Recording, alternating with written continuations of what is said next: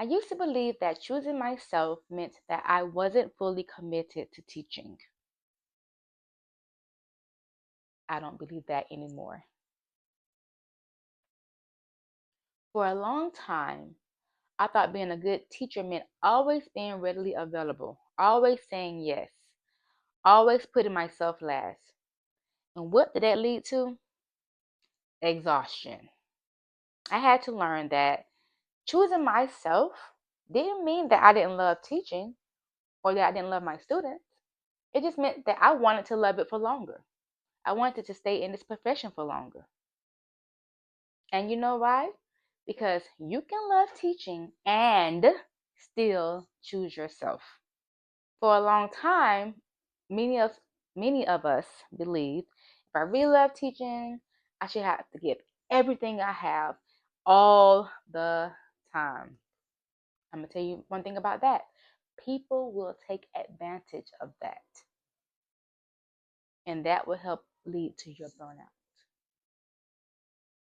So, loving your work means loving yourself, and those things are not enemies. Teaching is heart work. Heart. Heart. And your heart needs rest. We all know this when we exercise. We have to take a break. We have to breathe. We have to set boundaries. Okay? So, heart work. Choosing yourself doesn't mean that you're less dedicated to the profession or to your students or to your team. It actually helps you stay present, joyful, and sustainable in the long run, which is what kids need to see. They need to see an adult who is able to sustain and be happy and joyful in their profession. You're not walking away from kids by doing so. You are walking away from overwhelm. You are walking away from guilt. You are walking away from exhaustion. You are walking away from martyrdom.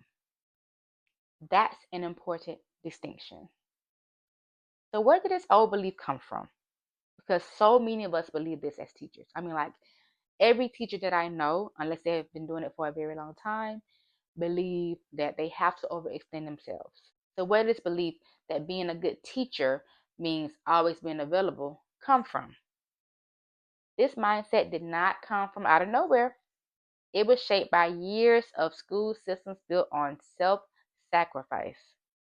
Historically, teaching evolved from caretaking roles, which were mostly filled by women, where sacrifice was praised and overwork was normalized. Sounds familiar, huh? So messages like, do it for the kids. Real teachers go above and beyond. If you love it, you don't complain. Those ideas taught us that exhaustion equals dedication.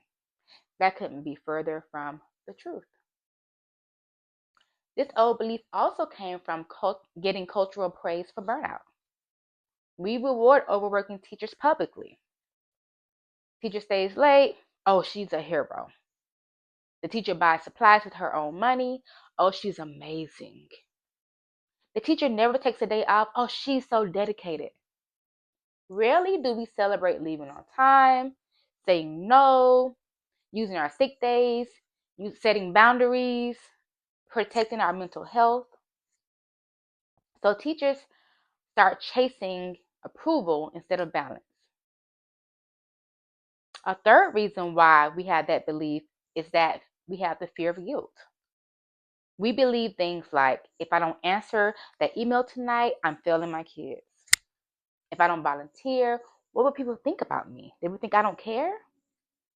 If I rest, I will fall behind. That one right there really tripped me up a lot. On breaks, I would find myself doing work.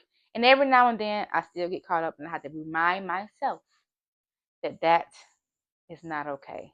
My boundaries matter. And you should too. I had to have a mindset shift. I had to learn that choosing myself didn't mean I loved teaching any less.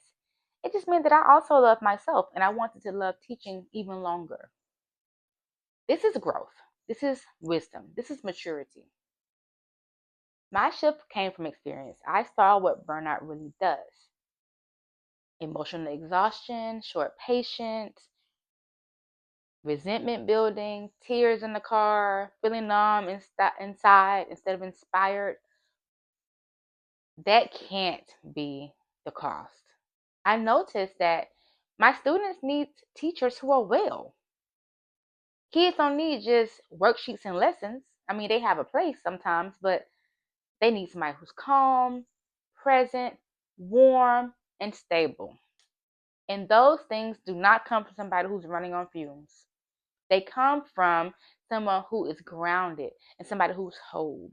I recognize that sustainability, especially in this profession, matters. Teacher burnout and turnover is awful. We have to make this more sustainable. So, to help prevent myself from falling out of love with teaching, I realized that if I keep giving like this, I won't survive the profession, and that's not what I wanted. So, I started choosing myself, and that became an act of stewardship. Protecting my health, protecting my joy, protecting my peace, protecting my longevity. Those things were not selfish. It was wisdom. It was not withdrawal. It was preservation. It was not quitting. It was staying differently. And different is good. So I'm going to give you some ways that I choose myself now and that you may want to try choosing yourself now too while you're still loving the work. So they're grounded, they're realistic ways that you can choose yourself without guilt. One, have boundaries with your time. So leave when your contracted hours end on most days.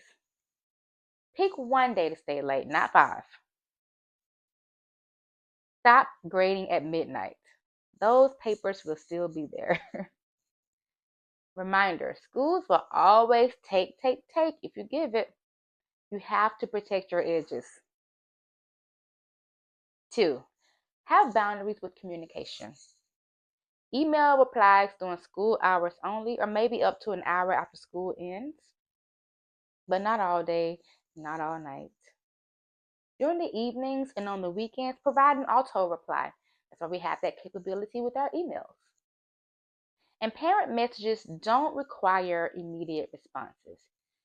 They can wait 24 to 48 hours. That's how any business operates. Your life does not belong to the inbox. Number three, rest without apology. Take your sick days, use your personal days, and actually rest during the breaks, not just plan. Your rest is definitely earned and it's definitely necessary. Four, let good enough be good enough. Every lesson does not have to be Pinterest worthy. Sometimes you can have a principal worksheet, a short discussion, practice time. Those things are also needed. Perfection steals peace. So stop striving for perfection on a regular basis. Five, ask for support instead of silently carrying everything. Support is not weakness. You can say things like, I need help with this student. This workload isn't realistic. Can we adjust expectations? Advocacy keeps you from drowning quietly. So advocate for yourself. Six, keep your identity bigger than your job.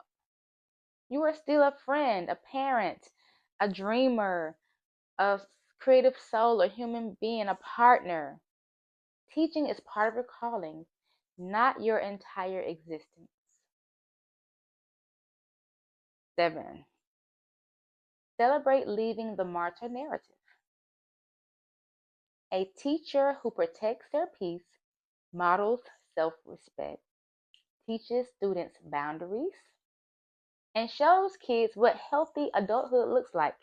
And God knows they need to see that more often. And they see us the majority of the day. So why not be the example? Choosing yourself becomes a lesson too. You don't have to suffer to be significant. You're allowed to choose yourself and be an excellent teacher.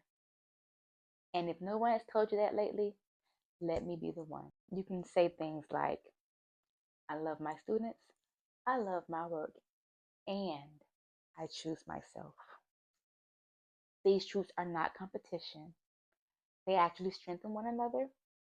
And because when you're rested, when you're supported, when you're grounded, you teach better, you love deeper, and you last longer. If this spoke to you today, subscribe, join the community. This channel is for educators who want to thrive, not just survive. Until next time, bye.